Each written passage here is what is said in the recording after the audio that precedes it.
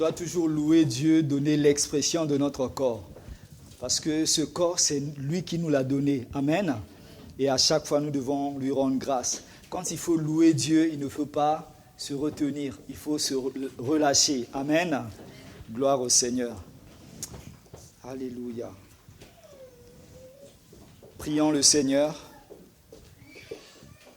Alléluia. Seigneur, nous voulons te bénir, nous voulons te rendre grâce. Merci Seigneur pour ce temps encore, Seigneur, de parole, Seigneur. Nous savons que toute chose, Seigneur, passera, mais ta parole demeure éternellement. Et nous voulons, Seigneur Dieu de gloire, que cette parole qui est éternelle, cette parole qui est vérité, cette parole qui est puissante, cette parole qui est une nourriture pour notre esprit, Seigneur, nous nourrisse encore ce matin, Seigneur. Nous voulons recevoir de toi, Seigneur. Nous voulons être enseignés de toi ce matin. Seigneur, parle à chacun de nous, Seigneur. Que chacun de nous reçoive quelque chose de toi, Seigneur. Oh Seigneur, nous ne voulons pas ressortir d'ici, Seigneur Dieu de gloire, vide, Seigneur, mais nous voulons ressortir d'ici remplis. Parle à chacun de nous, Seigneur. Donne une parole révélée pour chaque cœur, Seigneur.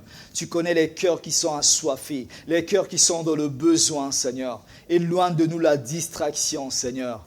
Éloigne de nous la somnolence, Seigneur. Nous voulons fixer nos regards sur ta parole, Seigneur. Merci pour l'instrument que je suis. Merci de me façonner. Merci de m'utiliser. Merci d'utiliser ma bouche, Seigneur, mon corps tout entier, Seigneur, pour ta gloire. Au nom puissant de Jésus-Christ de Nazareth. Amen. Amen, amen. Amen. Gloire au Seigneur. Dieu est bon, n'est-ce pas? Alléluia. Ce matin, nous allons parler de la sagesse de Dieu. Le thème de ce matin, c'est la sagesse de Dieu. Et nous allons voir la sagesse de Dieu à travers un homme. Un homme que vraiment Dieu a béni. Un homme qui nous a aussi inspiré, qui a inspiré aussi l'histoire. Depuis que Dieu a mis quelque chose en lui, et les gens parlent toujours de lui. Alléluia. Parce qu'il y avait la marque de Dieu, il y avait l'empreinte de Dieu sur sa vie. Et nous, enfants de Dieu, nous devons désirer la sagesse de Dieu. Nous devons toujours désirer cette sagesse.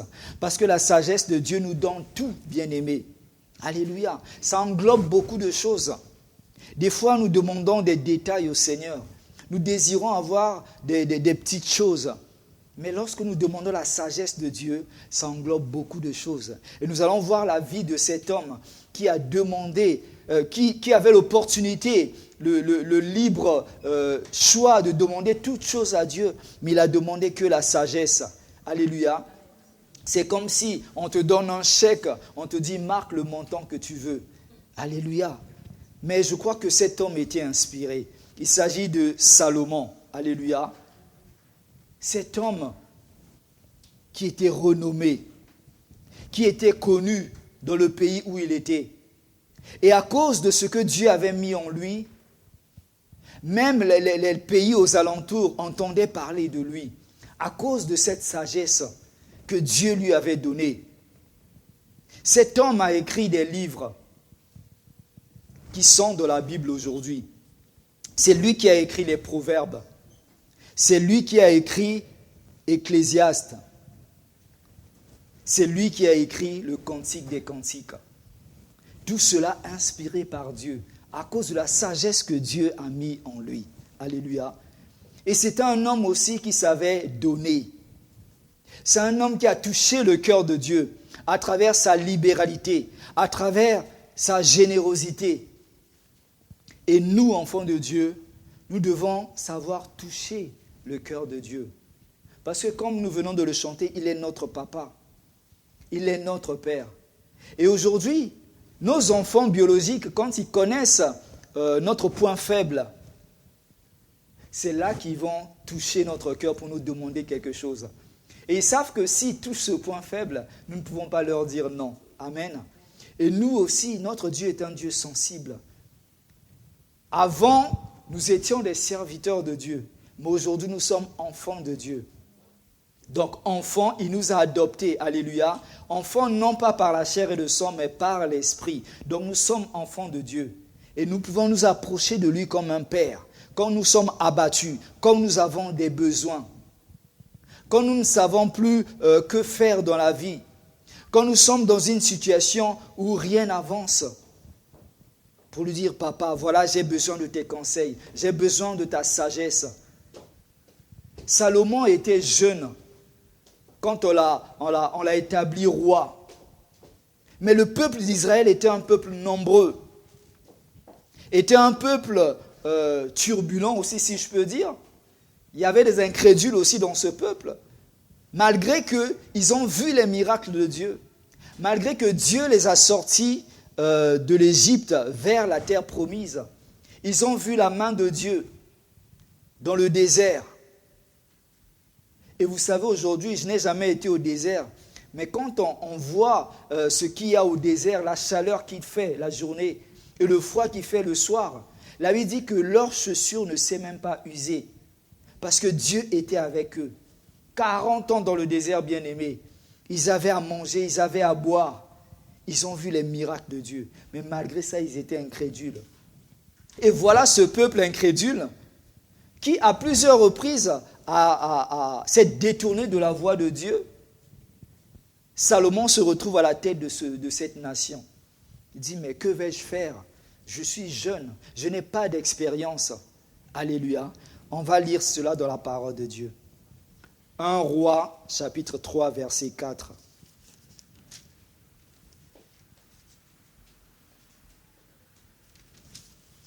Un roi, c'est dans l'Ancien Testament. Alléluia. 1 Roi, chapitre 3, verset 4, à partir du verset 4.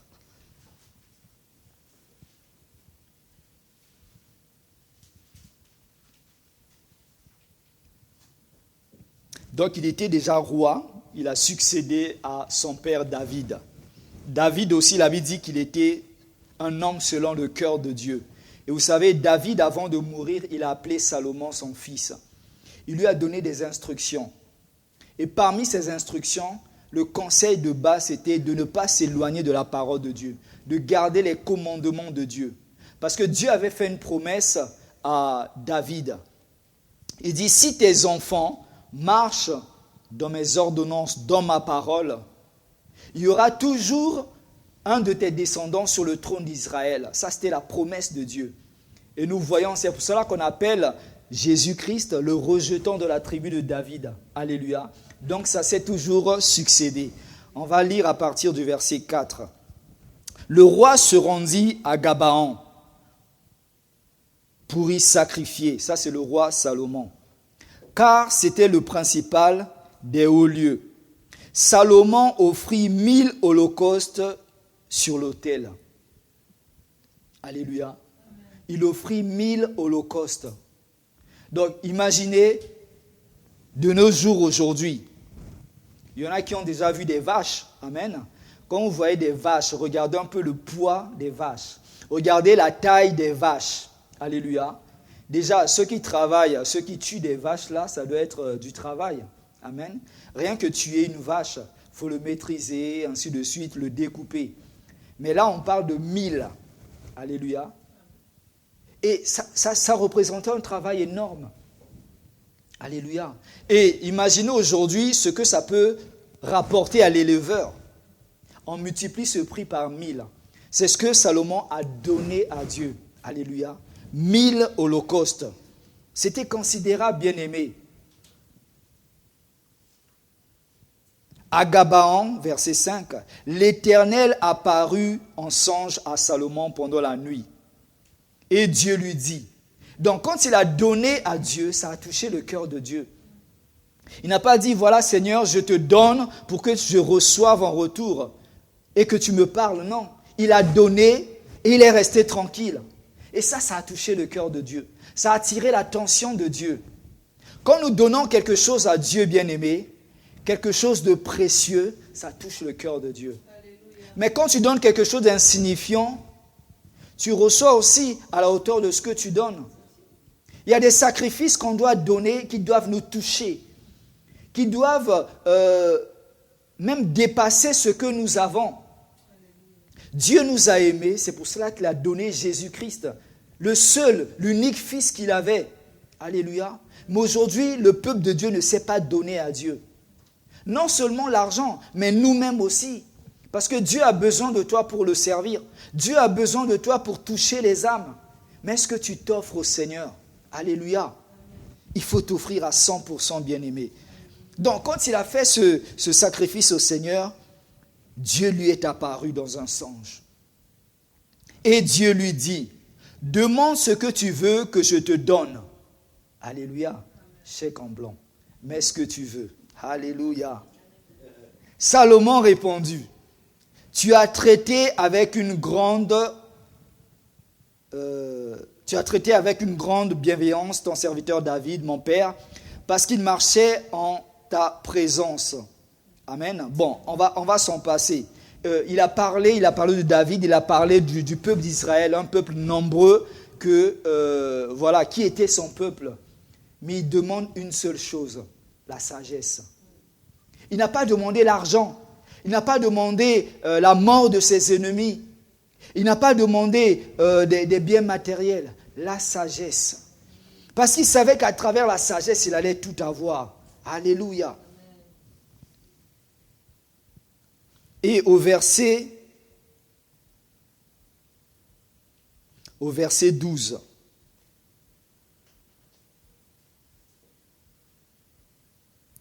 Je commence au verset 10. Cette demande de Salomon plut au Seigneur. Et Dieu lui dit, puisque c'est là ce que tu demandes, puisque tu ne demandes pour toi ni une longue vie, ni les richesses, ni la mort de tes ennemis, et que tu demandes de l'intelligence pour exercer la justice, voici j'agirai selon ta parole. Je te donnerai un cœur sage et l'intelligence, de telle sorte qu'il y aura eu personne avant toi et qu'on ne verra jamais personne de semblable à toi. Donc Dieu lui dit, je te donnerai ces choses. Mais Dieu lui a encore donné ce qu'il n'avait pas demandé. Alléluia. Dieu te connaît mieux que toi-même, bien-aimé. Donc des fois, quand tu touches le cœur de Dieu, nous sommes limités, bien-aimés. Des fois, dans ta pensée, dans tout ce que tu as prévu, dans tes projets, dans tes plans, tu as demandé des choses à Dieu. Mais Dieu sait ce qu'il y a de mieux pour toi. Il va te donner au-delà. Mais là, il faut toucher le cœur de Dieu. Salomon avait compris cela. À travers ce sacrifice, il a touché le cœur de Dieu. Alléluia.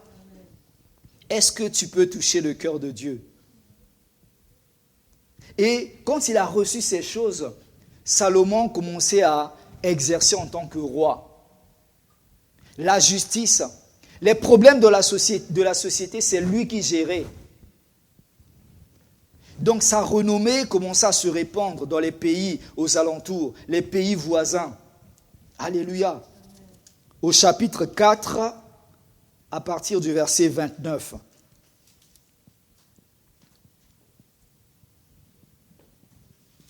Donc, Dieu a dit que la sagesse que je te donne, personne sur terre n'aura cette sagesse-là. Aujourd'hui, sur toute la terre, personne n'a été sage comme Salomon. Ni dans le passé, ni dans l'avenir. Parce que Dieu a parlé. Alléluia. Dieu est Dieu. Et il dit aussi qu'il sera tellement riche qu'il n'y aura personne de semblable à lui. Aujourd'hui, quand les experts qui ont estimé la fortune de Salomon, ils disent que personne ne peut atteindre cette fortune de Salomon aujourd'hui. Aujourd'hui, sur cette terre, il n'y a personne, même quand on parle du plus riche du monde, il n'atteindra pas la fortune de Salomon. Parce que Dieu l'a béni. Alléluia. Dieu a déjà parlé. Verset 4, chapitre 4, à partir du verset 29, de 29 à 34. Dieu donna à Salomon de la sagesse, une très grande intelligence et des connaissances multipliées comme le sable qui est au fond de la mer. Alléluia. Et aujourd'hui, vous savez, c'est une richesse bien-aimée. Les entreprises cherchent cette sagesse-là. Alléluia. Les sociétés, les gouvernements cherchent ces choses. Mais Dieu possède ces choses. Alléluia. Verset 30. La sagesse de Salomon surpassait la sagesse de tous les fils de l'Orient. et toute la sagesse des Égyptiens. Il était plus sage qu'aucun homme, plus qu'Étan, les Zrachites, plus qu'Éman, Calcol et Darda, les fils de Machol. Et sa renommée était répandue parmi toutes les nations d'alentour. Il a prononcé 3000 sentences. Alléluia. 3000 sentences il a prononcé. Et composé 1005 cantiques. Alléluia. Il a composé, bien-aimé. Et aujourd'hui, que ceux qui ont ce ministère de chantre, demandez la sagesse à Dieu. Demandez l'inspiration à Dieu. Et vous allez toucher le cœur du peuple de Dieu. Dieu va vous donner les paroles qu'il faut. Alléluia.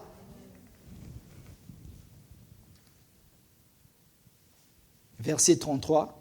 Il a parlé sur les arbres, depuis le cèdre du Liban jusqu'à l'hysope, qui sort de la muraille. Il a aussi parlé sur les animaux, sur les oiseaux, sur les reptiles et sur les poissons. Il venait des gens de tous les peuples pour entendre la sagesse de Salomon, de la part de tous les rois de la terre qui avaient entendu parler de sa sagesse. Voilà, ces rois ont entendu parler de la sagesse de Salomon, mais une sagesse de Dieu. Et ils envoyaient leurs collaborateurs. Allez voir cet homme pour apprendre, pour être enseigné, pour écouter et ramenez-nous cette connaissance. Alléluia. Aujourd'hui, bien-aimés, toi et moi, nous avons cette connaissance gratuitement, bien-aimés. Alléluia. Donc, avec la sagesse de Dieu, nous pouvons faire beaucoup de choses. Nous pouvons inventer, nous pouvons innover, nous pouvons écrire des livres, nous pouvons composer, bien-aimés. Nous pouvons faire beaucoup de choses avec la sagesse de Dieu. Non pas seulement dans la vie de tous les jours, mais dans la famille aussi. Alléluia. Dans une relation familiale, nous avons besoin de cette sagesse de Dieu.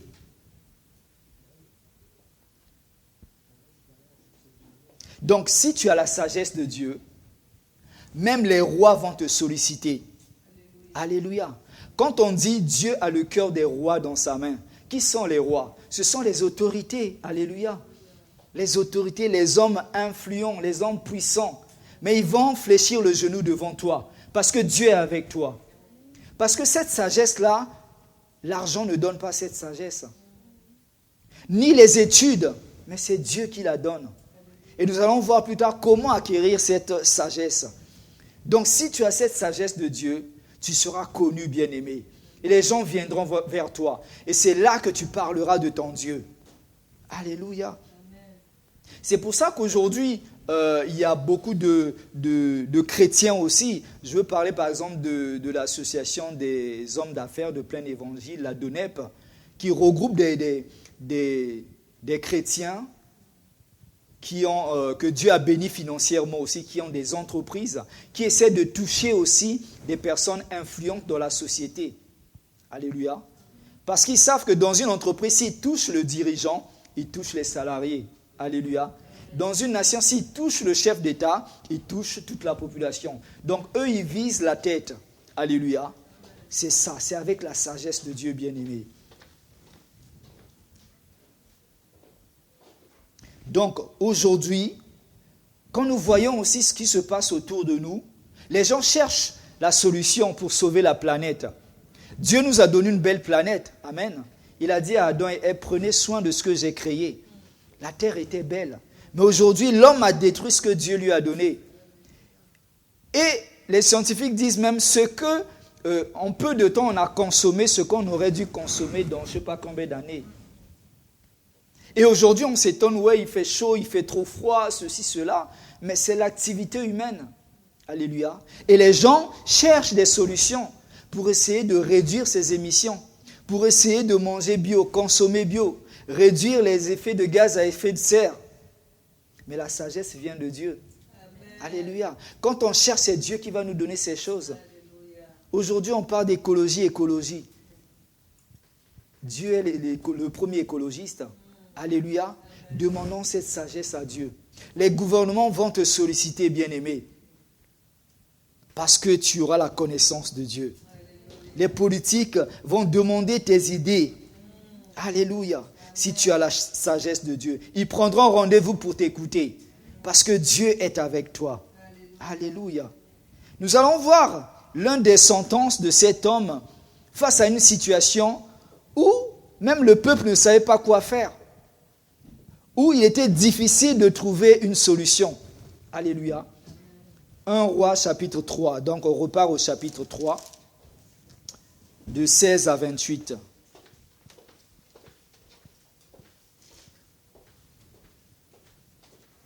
Un Roi chapitre 3, versets 16 à 28.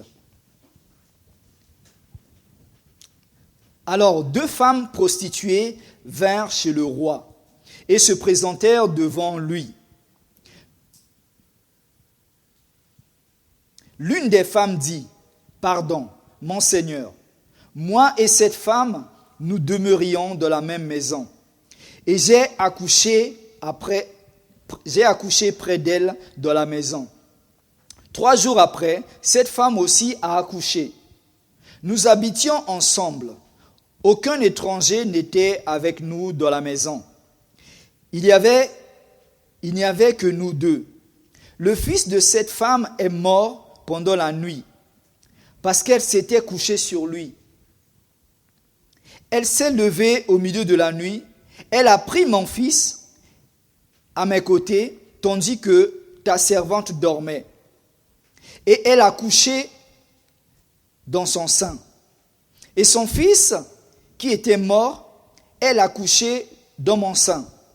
Le matin, je me suis levé pour allaiter mon fils, et voici, il était mort. Je l'ai regardé attentivement le matin, et voici, ce n'était pas mon fils que j'avais enfanté. L'autre femme dit, au contraire, c'est mon fils qui est vivant et c'est ton fils qui est mort. Mais la première répliqua, nullement, c'est ton fils qui est mort et c'est mon fils qui est vivant. C'est ainsi qu'elles parlèrent devant le roi. Donc voilà 2 femmes qui vivaient ensemble, 2 prostituées. Elles avaient 2 enfants. Il y a une qui a tué son enfant parce qu'elle s'est couchée sur l'enfant. Elle a étouffé l'enfant. Et qu'est-ce qu'elle a fait? Elle a substitué, elle a remplacé, elle a échangé les bébés pendant la nuit. Elle a pris son enfant qui était mort, elle a mis vers l'autre, elle a pris l'enfant de l'autre. Et elle s'est dit, voilà, c'est mon enfant qui est vivant et ton enfant est décédé. Il n'y avait pas de témoin. Comment régler cette affaire? Et on amène ce problème devant le juge, devant le roi qui était Salomon. Alléluia.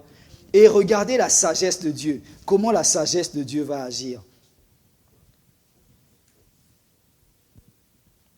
Au verset 23. Le roi dit, l'une dit, c'est mon fils qui est vivant et c'est ton fils qui est mort. Et l'autre dit, nullement, c'est ton fils qui est mort et c'est mon fils qui est vivant. Puis il ajouta, ça c'est la réponse du roi, apportez-moi une épée. On apporta une épée devant le roi. Et le roi dit, coupez l'enfant en 2, l'enfant qui vit, et donnez-en la moitié à l'une et la moitié à l'autre. Donc il propose qu'on coupe l'enfant en 2, comme ça on fait moitié-moitié, l'histoire est réglée. Alors la femme dont le fils était vivant sentit ses entrailles s'émouvoir pour son fils. Alléluia. Une maman reste une maman. Alléluia. Et je bénis Dieu pour le verset qui a été lu ce matin-là. Une maman a toujours l'amour pour son enfant. Une maman n'abandonne jamais son enfant. Une maman, peu importe le mal que son enfant va faire, elle ne va jamais rejeter son enfant. Parce qu'elle a porté ses enfants pendant 9 mois. Alléluia. Nous devons respecter nos mamans bien-aimées. Peu importe les imperfections qu'elles ont. Elles ont de l'amour. Il faut avoir de l'amour, du courage pour faire cela. Alléluia. Alors la femme dont le fils était vivant sentit ses entrailles s'émouvoir pour son fils. Et elle dit au roi, « Ah, mon Seigneur, donnez-lui l'enfant qui vit et ne le faites point mourir. » Mais l'autre dit, « Il ne sera ni à moi ni à toi. Coupez-le. » Celle qui n'était pas la maman propose qu'on coupe l'enfant en 2, comme ça l'histoire est réglée. Mais la vraie maman dit non, donnez-lui l'enfant, mais ne tuez pas l'enfant. Voilà. Ça, c'est la vraie maman. Et le roi, prenant la parole, dit, donnez à la première l'enfant qui vit et ne le faites point mourir. C'est elle qui est sa mère. Alléluia. Amen. C'est elle qui est sa mère. Tout Israël apprit le jugement que le roi avait prononcé. Et l'on craignit le roi, car on vit que la sagesse de Dieu était en lui pour le diriger dans ses jugements. Voilà cette histoire, réglée à cause de la sagesse de Dieu. Cette femme croyait qu'elle allait même duper le roi. Elle a oublié que le roi avait la sagesse de Dieu. Alléluia, la vraie maman. Elle a senti, non, je préfère laisser mon enfant partir et le voir grandir un jour que de voir mon enfant coupé en deux. Une vraie maman ne va pas permettre ça. Alléluia. Voilà le jugement bien-aimé. Donc, quelquefois, Dieu utilise les choses simples de la vie pour nous apporter des réponses, pour confondre la sagesse des hommes. Mais nous, généralement, les hommes, nous ne voulons pas écouter. Nous sommes entêtés, bien-aimés. Alléluia. La dernière fois, je partais à Paris, pour un rien du tout, j'ai failli louper mon transport. Et je cherchais quelque chose qui n'était même pas utile. Et je tournais en rond. Et je demande au Seigneur, mais Seigneur, montre-moi où je peux trouver cette chose. Et il me dit, mais est-ce que tu en as besoin? Regarde comment tu peux faire autrement. La sagesse de Dieu. Et j'ai dit, mais c'est vrai. Et j'ai couru jusqu'à aller prendre mon bus. Au moment où j'arrivais, le bus m'attendait. 2 minutes de plus, je loupais le bus. Amen. Et Dieu est amour. Donc des fois, nous voulons faire qu'à notre tête. On se dit, on est sage, on est intelligent, mais on est fou. Alléluia. La sagesse des hommes est une folie devant Dieu. Donc nous devons écouter Dieu, être sensibles à la voix du Saint-Esprit. Alléluia. Donc Dieu nous confond avec les choses simples. Qui pouvait croire que la proposition du roi de couper cet enfant en deux allait apporter la solution, allait révéler qui était la véritable maman? Une femme peut-elle oublier l'enfant qu'elle allait? Alléluia. Et alors, comment acquérir la sagesse? Maintenant, nous avons vu l'histoire de cet homme que Dieu a utilisé, ce que la sagesse lui a apporté. Maintenant, toi aujourd'hui, tu as besoin de cette sagesse. Comment tu peux la demander à Dieu? Jacques chapitre 1, versets 5 à 7.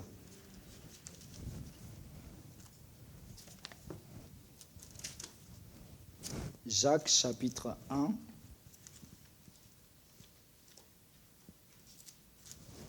Versets 5 à 7.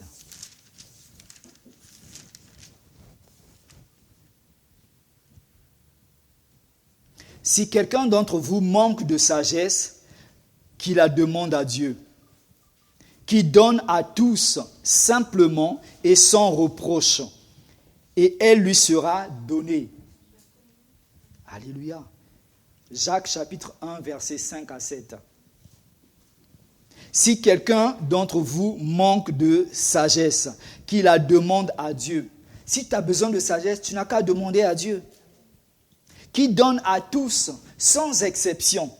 Simplement, il te le donne. Et sans reproche, il ne te fera pas des reproches. Tu demandes, il te le donne. C'est gratuit. Et elle lui sera donnée. Verset 6, il y a une condition. Alléluia. Mais qui la demande avec foi, sans douter. Car celui qui doute est semblable au flot de la mer agité par le vent et poussé de côté et d'autre.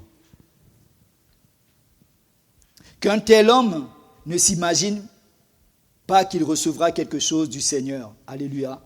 Donc, si tu as besoin de sagesse, demande à Dieu dans la prière, mais ne doute pas.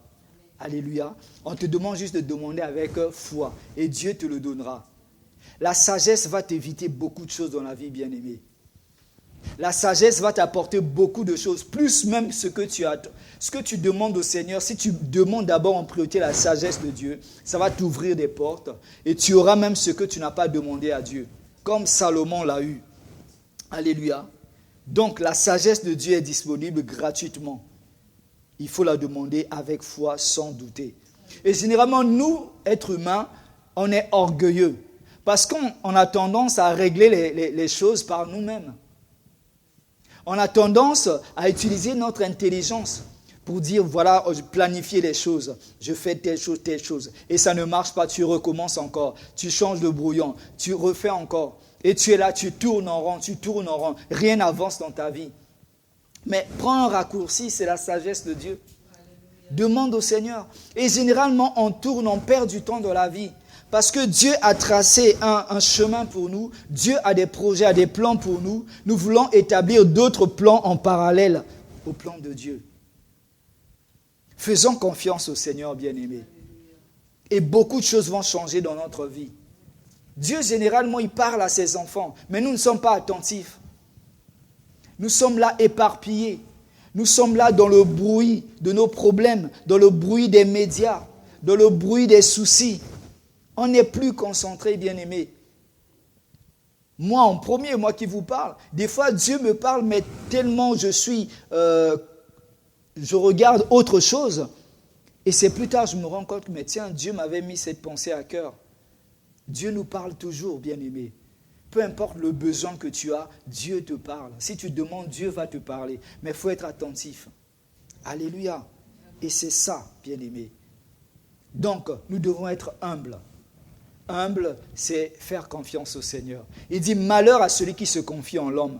Quand tu places ta confiance en l'homme, tu seras déçu. Les hommes vont te décevoir. Ton mari, ta femme va te décevoir. Tes enfants vont te décevoir. Ton pasteur va te décevoir. Mais Dieu reste fidèle. Fais confiance à Dieu. Regarde comment sa sagesse a béni Salomon. Alléluia. Sa renommée s'est répandue dans les pays aux alentours. Alléluia. La sagesse de Dieu peut nous éviter beaucoup de problèmes. Dans nos relations, on peut éviter beaucoup de problèmes. Généralement, on se fait mal, on se blesse, on se dit des mauvaises paroles parce qu'il nous manque la sagesse. Une personne qui a la sagesse de Dieu ne va pas régler les choses comme ça. Le roi pouvait dire, bon voilà, je fais du favoritisme, je vais donner l'enfant à cette femme. Et voilà, le problème est réglé. Parce qu'à l'époque, quand le roi décide, personne ne contredit. Mais non, il a fait un jugement équitable. C'est pour ça que quand tu es dans les problèmes, tu es dans une injustice, demande la justice de Dieu. Dieu juge équitablement. Dieu juge équitablement. Même si les gens t'ont blessé, les gens t'ont humilié et tout, demande la justice de Dieu. Alléluia. C'est plus que la justice des hommes. Donc, quand tu as recours à la sagesse de Dieu, tu vas éviter beaucoup de problèmes dans les relations, dans la famille, dans les relations amoureuses. Beaucoup de choses tu vas éviter. La sagesse des hommes n'est pas la sagesse de Dieu. Proverbe chapitre 3, verset 5. Proverbe chapitre 3, verset 5.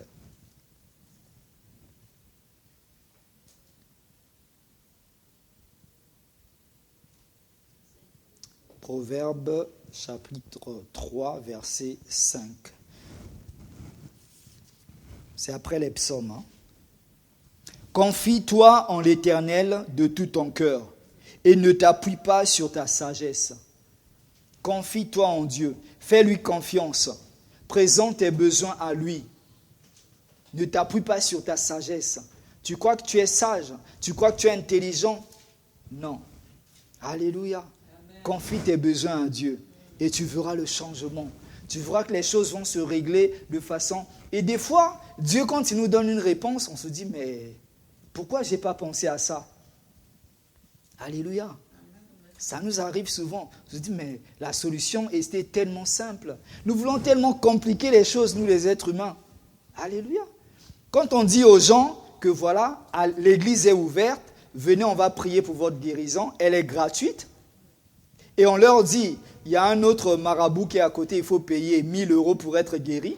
Ils vont aller payer 1 000 €. Les gens aiment les choses compliquées. Quand Dieu dit, je donne gratuitement, ils disent, non, c'est trop facile. On va aller là où on paie l'argent, comme ça on sait que, voilà, on aura la guérison. Ça, c'est le diable bien-aimé. Alléluia. On aime trop les choses compliquées. Quand je regarde les chaînes de voyance qu'il y a aujourd'hui, Quand on regarde dans les boîtes aux lettres, les marabouts, ceci, cela et tout, où sont les enfants de Dieu? Vous qui avez la sagesse, vous qui avez les miracles en vous, qui sont endormis. Demandons la sagesse de Dieu, bien-aimé. Donc la sagesse des hommes, ne compte pas sur ta sagesse. Fais confiance au Seigneur. Proverbe 16, 16. Proverbe chapitre 16, verset 16.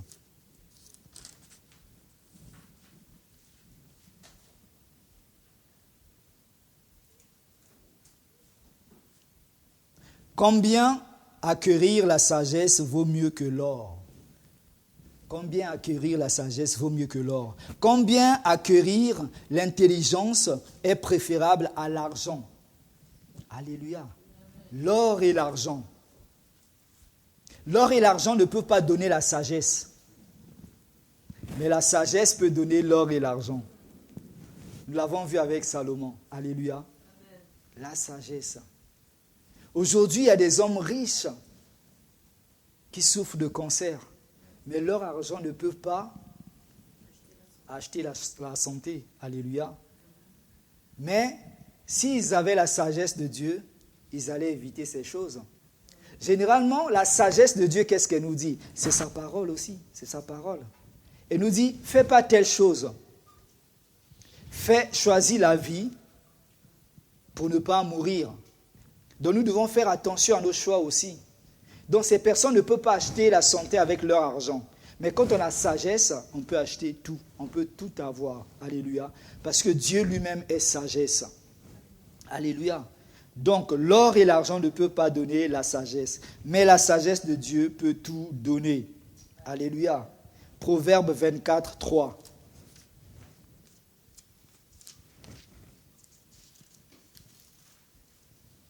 Proverbe chapitre 24, verset 3.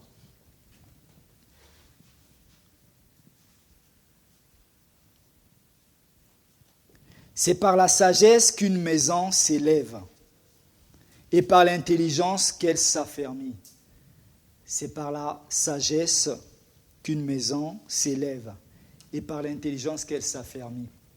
Si tu as la sagesse, bien-aimé, tu vas bien tenir ta maison. La Bible parle aussi d'une femme vertueuse. Salomon qui a parlé de ça. Une femme vertueuse. C'est une femme sage. Un homme vertueux, c'est un homme sage. Qui sait aimer sa femme. Qui sait prendre soin de sa famille. Donc quand tu as la sagesse de Dieu, tu bâtis bien ta maison. Les problèmes, tu vas les régler. Il n'y aura pas de problème. Ça peut arriver, les problèmes vont arriver, mais Dieu te donnera la solution de suite. Alléluia. Il y a beaucoup de gens, ça ne va pas dans leur relation parce qu'il leur manque la sagesse de Dieu. On se dit, mais pourquoi pour les autres ça va bien, mais moi ça ne va pas?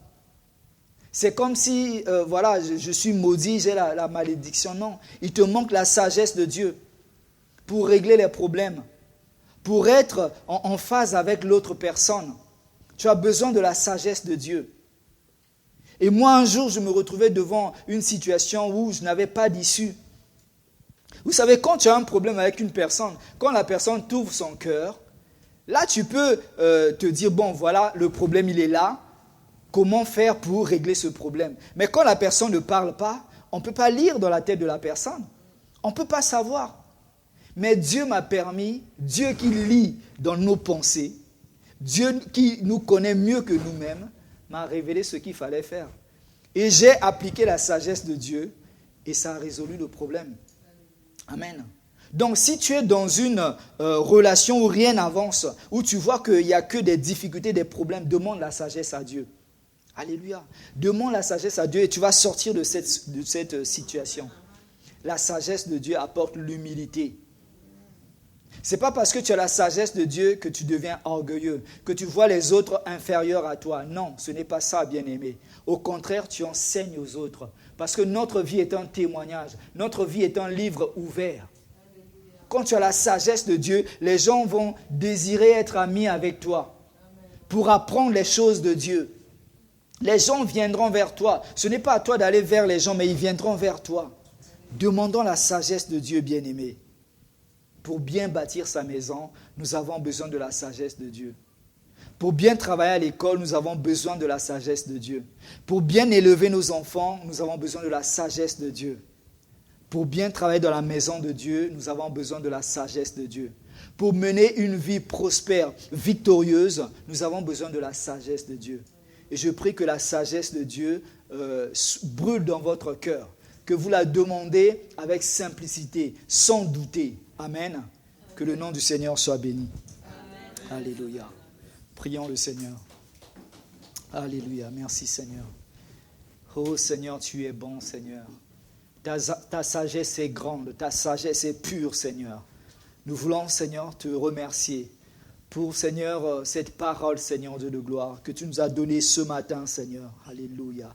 Oui, nous savons que ta sagesse peut tout nous donner Seigneur. Ta sagesse Seigneur Dieu de gloire, alléluia, est divine. Salomon a compris ce principe, Seigneur. Parce qu'il pouvait demander beaucoup de choses, mais il a demandé la sagesse. Et je crois de tout cœur que c'est par révélation qu'il a demandé cela. Comme, Seigneur, tu as demandé aux disciples, « Qui suis-je pour vous ?» Et Pierre a répondu, « Tu es le Messie, le Christ. » Et tu as dit, « Ce n'est pas la chair et le sang qui t'ont révélé ces choses. » Alléluia. Mais c'est mon Père. Et Seigneur, laisse qu'à travers les personnes qui vont te demander cette sagesse, que tu nous apprennes, Seigneur, à être humbles, à enseigner aux autres, Seigneur, à impacter notre entourage, à impacter la société, Seigneur, et à grandir en toi, Seigneur. Que ta parole reste gravée dans nos cœurs, Seigneur. Que ton nom soit béni au nom de Jésus-Christ. Amen. Que Dieu vous bénisse.